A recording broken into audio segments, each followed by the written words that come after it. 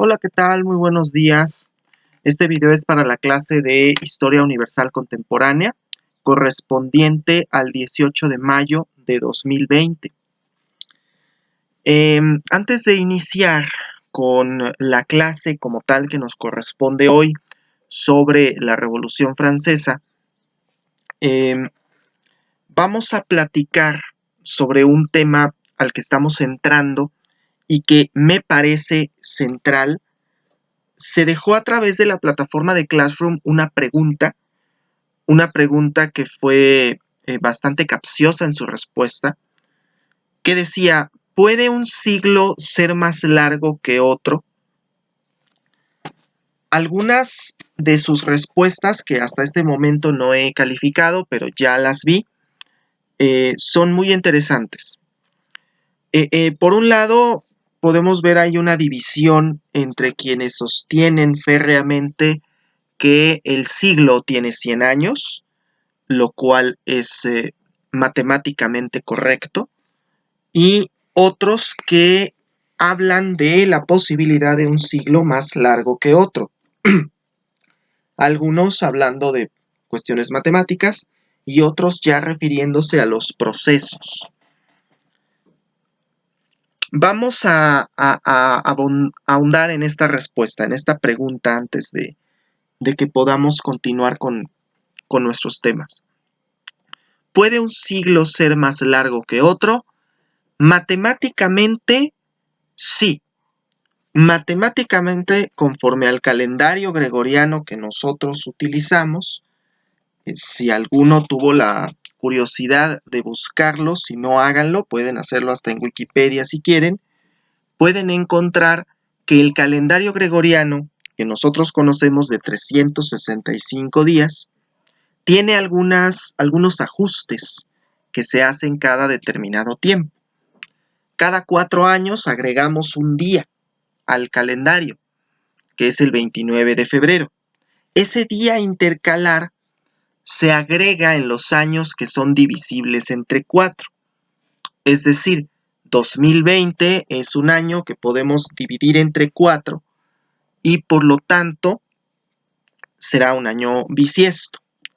Pero hay una diferencia fundamental entre el calendario gregoriano y el calendario juliano, y es que mientras en el calendario juliano, que era el que se usaba antes de 1584, mientras en ese calendario cada 4 años forzosamente había un año bisiesto, en el calendario gregoriano, que es el que usamos nosotros, no sucede así.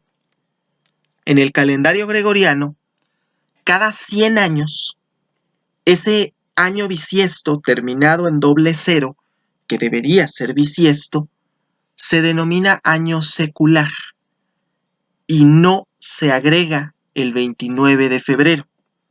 Es decir, que los años terminados en doble cero, 1900, 1800, 1700, son años que no tuvieron 29 de febrero, aunque los podamos dividir entre 4. Pero hay además otra regla que dice que los años divididos entre 400 sí tienen 29 de febrero. Entiéndase el año 2000, el año 1600. Esta complejidad generaría que teóricamente pueda haber un siglo más largo que otro. Si matemáticamente el siglo comienza el 1 de enero del año 1 y termina el 31 de diciembre del año doble cero, pues claro, habría siglos, los siglos que tienen un año doble cero divisible entre 400, pues por supuesto que serían siglos más largos. En ese caso, el siglo XX, que fue el siglo transcurrido entre 1901 y el año 2000, en ese siglo, pues habríamos tenido un día de más, que es el 29 de febrero del año 2000. Esto es matemático. Esto es estrictamente matemático. Pero no sucede así cuando hablamos del otro criterio que quiero exponerles ahora para definir si un siglo es más largo que otro. Un siglo puede ser más largo que otro conforme al criterio historiográfico. Es decir, los historiadores, cuando analizamos el periodo histórico, observamos los procesos y nos damos cuenta que el siglo quizá empieza antes o termina después. Puede ser más largo o puede ser más corto debido a los procesos históricos que están implicados en ese siglo. Ojo, no quiere decir que estemos alterando los años, simplemente estamos atendiendo a un criterio más bien social, más bien historiográfico, que a un criterio meramente matemático. Como ya lo vimos, matemáticamente sí hay siglos más largos que otros por un día, pero no es el caso en materia historiográfica. ¿A qué voy con todo esto? El siglo XIX, ese siglo que entendemos de los años 1800 y tantos, pues es un siglo historiográficamente largo, porque sus procesos comienzan desde 1780 y concluirán hasta 1914. El historiador Eric Hobsbawm, que es uno de los ejes centrales de este curso, dice: el largo siglo XIX y el corto siglo XX. Mientras el siglo XIX comienza hacia la década de 1780 y concluye abruptamente en 1914, el siglo XX comenzará en 1914 y terminará en 1991. Menos de 80 años. Efectivamente, algunos de ustedes hicieron la aclaración de que un siglo solo tiene 100 años. Sí, matemáticamente es correcto, eso es correcto matemáticamente, pero no estamos en una clase de matemáticas, estamos en una clase de historia. Y en esta clase de historia tendríamos que entender que los procesos históricos no se circunscriben a un siglo y no es como que las personas despertaron, por ejemplo, el 1 de enero de 1492 diciendo ya no estamos en la Edad Media.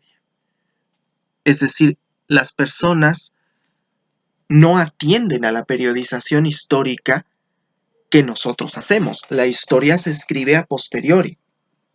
Y precisamente por eso tenemos que tener en cuenta que los siglos pueden ser más largos atendiendo al criterio historiográfico y no necesariamente al criterio matemático, porque ese sí es completamente inmutable. El siglo termina, por supuesto, el día 31 de diciembre del año que termina en doble cero. El siglo XXI comenzó el 1 de enero del año 2001 y terminará el 31 de diciembre del año 2100, pero los eventos que lo van a marcar comenzaron hasta septiembre de 2001. Bien, puntualizado esto y puntualizada la cuestión de que sí hay siglos más largos que otros, iniciaremos a hablar de lo que Hobsbawm denomina el largo siglo XIX. Y Hobsbawm divide el siglo en tres grandes etapas: la era de la revolución, la era del capital y la era del imperio.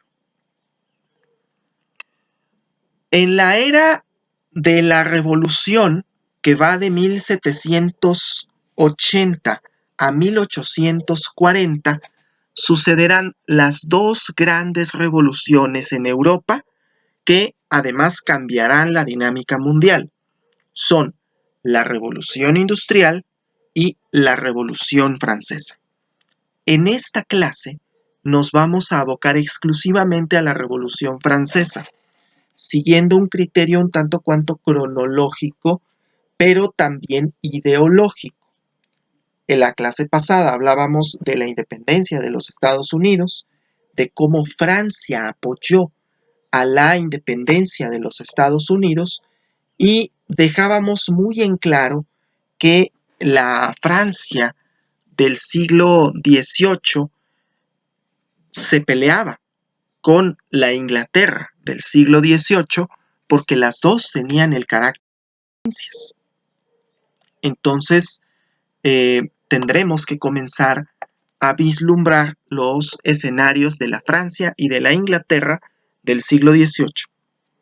Ojo, la Revolución Francesa va a ser el germen de otros procesos revolucionarios tanto en Europa como en América por la cuestión y la carga ideológica que va a tener. Precisamente por eso es tan importante. Dice Hobsbawm, la Revolución Francesa, a diferencia de otras revoluciones, tiene un carácter prácticamente universal por la carga ideológica. Y quizá la única que se le va a comparar es la Revolución Rusa en 1917. Pero eso ya lo veremos un poco más adelante. Dedicaremos una clase precisamente a hablar de la Revolución Rusa, porque esa sucede en el siglo XX. Pero vayamos ahora a la Revolución Francesa. ¿Cuál era la situación de la Francia de los años 1780? Francia estaba en crisis. Hay una severa crisis económica. ¿Ocasionada por qué? Suele decirse, y ustedes pueden buscar en cualquier libro de historia de los que tienen de la secundaria, pueden encontrar que dice, bueno, la opulencia de las clases altas sí es un factor, pero lo curioso es que historiadores, incluso marxistas como lo es Hobsbawm, dicen, no es así, no sucede así. Apenas el 6% del gasto gubernamental, el 6% apenas de los impuestos era para mantener a la corte y a todos los funcionarios reales. Apenas el 6% del presupuesto. ¿Qué le ocurría al otro 94%? Bueno, pues para que hubiera esa precariedad en Francia, el otro 94% tendría que estar ocupado en gran medida en otras cosas, y de hecho es así. Francia había intervenido en la independencia de los Estados Unidos y había gastado durante mucho tiempo casi el 25% de su presupuesto en mantener esas guerras externas. Y no solo eso, se había endeudado. La corona y el Estado francés se habían endeudado para con otros acreedores y esas deudas ascendían a casi el 50% del presupuesto de Francia. Es decir, que sumados lo que se gastaba en la guerra y lo que se pagaba de deudas, pues son el 75% del presupuesto que tenía el Estado francés. Y ojo, como decía Margaret Thatcher, pues es que ese dinero no era del gobierno, ese dinero era de los contribuyentes. Y como ya lo platicábamos en la clase pasada, los contribuyentes, ¿quiénes eran? El tercer estado, aquellos que no eran ni nobles, ni clérigos, ni mucho menos de la realeza. Ese grueso de la población, que representaba el 98% de la población, eran los que pagaban impuestos. Pero no solo eso, los impuestos, como ya lo habíamos platicado también, se pagan en función de que ganas más, pagas más. Por lo tanto, ¿quiénes eran los que sostenían? Pues por supuesto, los burgueses, la clase social acomodada, pero acomodada económicamente no por la cuestión de aristocracia, no por tener un título, sino porque tenían empresas, porque explotaban estas empresas, lo que hoy conoceríamos como los empresarios. En ese tercer estado es que empieza a surgir esta nueva clase social a la que vamos a conocer con el nombre de burguesía y que desencadenará el proceso revolucionario francés. Ahora, 1789 es un año muy complicado para la corona francesa. La crisis económica es brutal. No hay para comer, literalmente. No hay nada. El pueblo francés pues está ya efervescente y la monarquía lo sabe. Entonces, la monarquía y los aristócratas convocarán a una asamblea que ya tenía mucho tiempo que no se convocaba, desde tiempos de Luis XIV, el Rey Sol, no se convocaba, esto hacia 1600, pero vamos, tenía ya por lo menos 200 años de no convocarse a una asamblea de los Estados Generales en Francia. Y, sin embargo, se convocan, el monarca convoca a esa asamblea buscando en cierta medida calmar los ánimos y buscar una solución a la crisis económica que vive Francia. La situación, pues, es crítica. Lo que quizá no contaban los aristócratas y los clérigos, que eran el primer y el segundo estados, la iglesia y los nobles, no contaban con que el tercer estado tuviera demandas tan grandes. Tampoco contaban con que el tercer estado tuviera ya una organización y que hubiera ya ciertos grupos de líderes que en su mayoría son burgueses. Ojo, aquí en la Revolución Francesa no vamos a encontrar líderes tan indiscutibles como en la Revolución Rusa, pero sí vamos a encontrar algunos líderes más bien de tipo ideológico. Y vamos a encontrar que está muy presente la idea de la soberanía popular. A partir de los estados generales en Francia, en París, comenzará a surgir un gran descontento hacia la estructura que se venía teniendo porque los nobles y la iglesia tenían más poder del que debían, o al menos así lo pensaba el tercer estado. De hecho, una de las grandes críticas era el tercer estado está sosteniendo a los otros dos y los otros dos están viviendo a costa de nosotros. Ojo, esta es una visión un tanto cuanto parcial, porque a veces se dice, bueno, es que los nobles son los que tenían todas las tierras. No sucede así. Ya en Francia había empezado a privatizarse la tierra y a convertirse en propiedad de los campesinos. Ya había comenzado ese proceso y en muchos lugares, pues los campesinos eran propietarios del 70-80% de las tierras. Pero la cuestión se debía mucho al poder político que tenían todavía los nobles, que tenía todavía la iglesia y que la burguesía no tiene. Tiene poder económico, pero no tiene poder político. Así las cosas, bueno, cuando los ánimos se exacerban en los estados generales en julio de 1789, el tercer estado decide salirse de esa asamblea de los estados generales y formular por sí mismos una asamblea constituyente. Ojo, todavía no se tenía la idea de derrocar a la monarquía. De hecho, era muy claro que se tenía presente que la monarquía era un símbolo de unidad de los franceses, que podía ser un símbolo de unidad nacional. El monarca Luis XVI estaba consciente de ello y precisamente por eso accede a reunirse con esta asamblea constituyente que generará una constitución. Precisamente por eso es constituyente.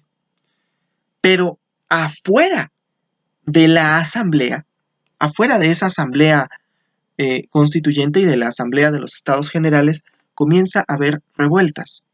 Una de ellas, quizá la más recordada, es el ataque a la Bastilla el 14 de julio de 1789, que además es actualmente la fiesta nacional en Francia, la fiesta de la toma de la Bastilla, que ojo, no era y no fue tan significativa en la liberación de los reos, apenas había unos cuantos reos en la prisión de la Bastilla, pero es el acto, es la rebelión frente al Estado y frente a la monarquía, que en aquel entonces pues era una monarquía prácticamente absoluta.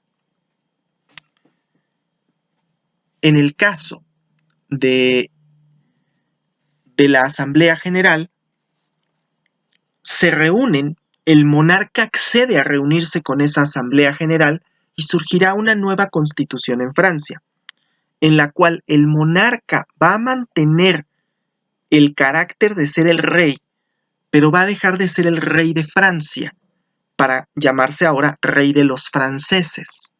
Se entendía que no solamente con este cambio de título, sino con toda la parafernalia de la Constitución, podía vislumbrarse un estado en el cual todos fueran iguales.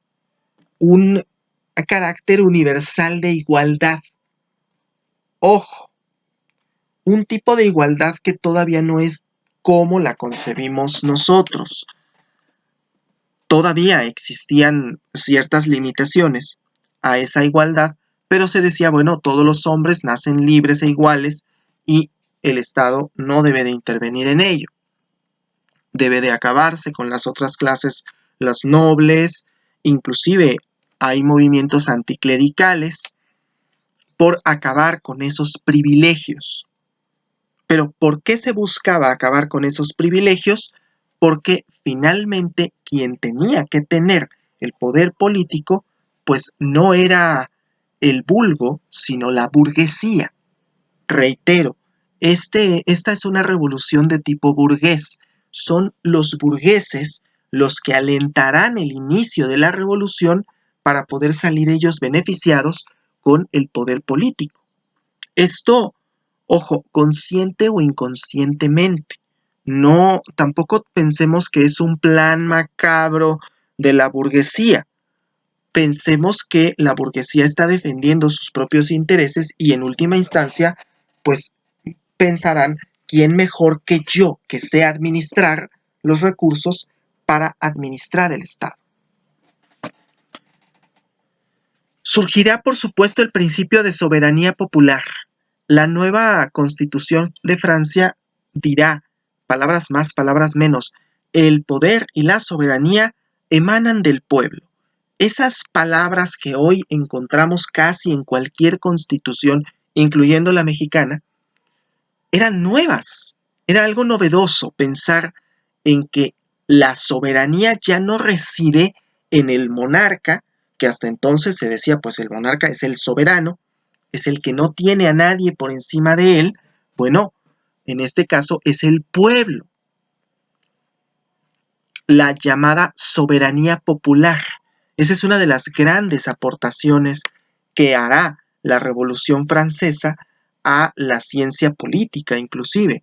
La idea de que la soberanía ya no dimana de un ente, de un ser, sino del pueblo, de la colectividad, de la nación. Por eso también podemos pensar que aquí es donde comienza a surgir la idea de los estados nacionales. Antes de todo esto, no se pensaba en un estado-nación, sino se pensaba en un estado de tipo autocrático, de tipo monárquico, pero no que la nación correspondiera al estado, como a nosotros actualmente se nos hace fácil decir. Bien, pues Luis XVI se asume ahora como rey de los franceses, pero es muy difícil cambiarle el chip a un monarca que ya tiene tanto tiempo y que además pues siempre ha de buscar retornar al antiguo régimen. Precisamente por eso, cuando hablamos de Luis XVI, tenemos que mencionar que fue guillotinado, le cortaron la cabeza después de la revolución o durante la revolución, cuando él intenta eh, hacerse nuevamente con el poder absoluto, desconociendo la Constitución, y por eso es que la Revolución Francesa se radicalizará contra eh, los aristócratas y contra el clero. De hecho, es en esta época en la que se hará un invento muy, ahora controversial, pero en aquel entonces era considerado hasta humanitario, que es la guillotina. Hasta antes de la Revolución Francesa, la pena de muerte se ejecutaba con un hacha o con una espada, y había personas que ameritaban unos 30 o 40 hachazos en el cuello para que la cabeza efectivamente pudiera desprenderse del resto del cuerpo, lo cual era, pues si se lo pueden imaginar, era dolorosísimo. Entonces, con la finalidad de evitar ese tipo de sufrimientos, se inventa la guillotina, que de un solo corte puede separar la cabeza del cuerpo. Es en la Revolución Francesa en la que se inventará la guillotina, y en 1792, en septiembre de 1792, iniciará un proceso al que conocemos como el terror. ¿Qué es esto del terror? Bueno, cuando finalmente en Francia se radicaliza la revolución y algunos grupos revolucionarios, los que están en el poder, comienzan a eh, guillotinar a todos aquellos que no estén a favor de la revolución. Cualquier persona de la que se pueda tener la más mínima sospecha de que no es revolucionario. Eso, por supuesto, que, que va a generar un descontento en algunas de las clases, pero debemos tomar en cuenta que el terror fue quizá necesario para mantener el orden y evitar que la revolución no llegara a su término. Sobre todo los grupos más radicales de la Revolución Francesa pensaban que solamente a través de este tipo de medidas podían mantener el poder y podía consolidarse la revolución. La revolución empieza a separarse de la iglesia y de todas las prácticas eclesiásticas. Justamente lo que platicaba yo con ustedes hace unos minutos sobre el calendario gregoriano, ya estaba implementado el calendario gregoriano desde 1600, pero Francia va a dar marcha atrás respecto a ese calendario y crear su propio calendario. Encontraremos, dependiendo a qué historiador consultemos, encontraremos algunos que se refieren a las fechas con la fecha que se tenía en Francia, que eran otro tipo de nombre de los meses, otra duración de las semanas y otra duración pues de todo. Inclusive la numeración de los años va a cambiar. Se hablaba del año 1, año 2, año 3, en relación con el inicio de la revolución. También surgirá, por supuesto, el sistema métrico decimal. Ya para medir las cosas ya no se usaban las medidas que se tenían antes, sino un sistema basado en el 10, por eso es decimal, que mide las cosas de 10 en 10, como lo hacemos actualmente, en metros, kilómetros, centímetros. todo ese sistema de medición que tenemos hoy en día se llama sistema métrico decimal y se inventó en la Francia revolucionaria del siglo XVIII. La Revolución Francesa es, sin embargo, un desajuste social enorme. Dice Hobsbawm, a lo largo del siglo XIX vamos a tener una serie de movimientos parecidos. El problema realmente era tener un gobierno estable y habrá una sucesión de regímenes. Tendremos el directorio entre 1795 y 1799, el consulado entre 1799 y 1804, y finalmente el imperio de Napoleón Bonaparte. Napoleón Bonaparte dará una suerte de golpe de estado, aunque ojo, Napoleón era del grupo revolucionario, para establecer un imperio. Pero ojo, el imperio de Napoleón ya no tendrá el carácter monárquico absoluto que tenía Luis XVI. Ojo con ello, porque Luis XVI y todos los monarcas antes que él consideraban que eran monarcas por derecho divino. Por el solo hecho de que había un derecho divino, entonces eran monarcas por nacimiento. En cambio, Napoleón Bonaparte jamás se asumió como heredero de un derecho divino, sino Napoleón Bonaparte estaba asumiéndose como monarca por consenso de los franceses. Y precisamente por eso habrá una sucesión enorme de regímenes también durante todo lo que resta del siglo XIX. Tendremos el Imperio Napoleónico entre 1804 y 1814, una monarquía borbónica restaurada entre 1815 y 1830, una monarquía constitucional entre 1830 y 1848, una república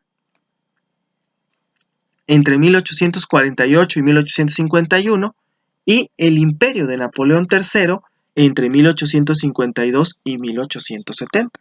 Ese imperio de Napoleón III es el que finalmente intentará invadir México y apoyará el imperio de Maximiliano de Habsburgo.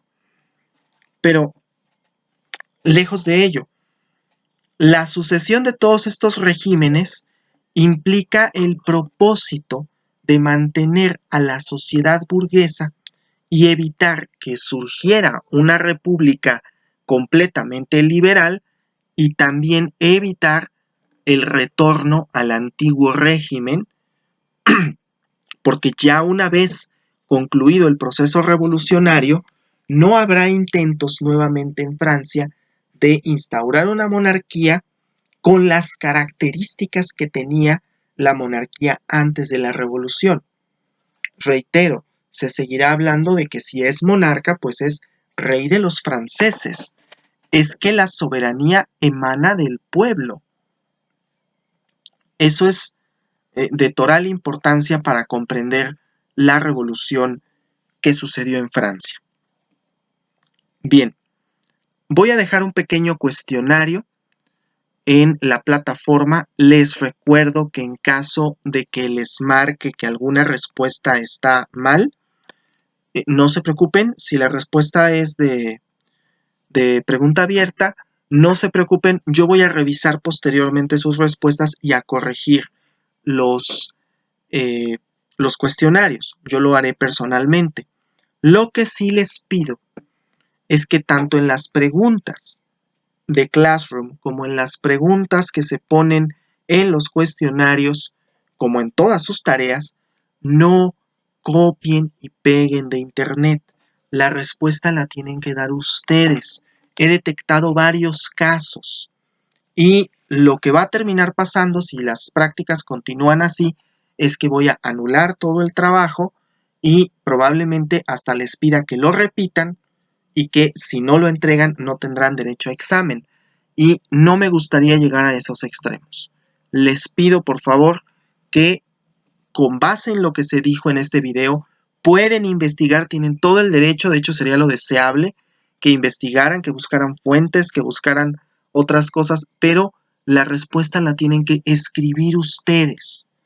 Y no me refiero a que escriban lo que dice Wikipedia ustedes, no, escriban ustedes una respuesta razonada que venga de ustedes, no un copy-paste de ninguna otra página.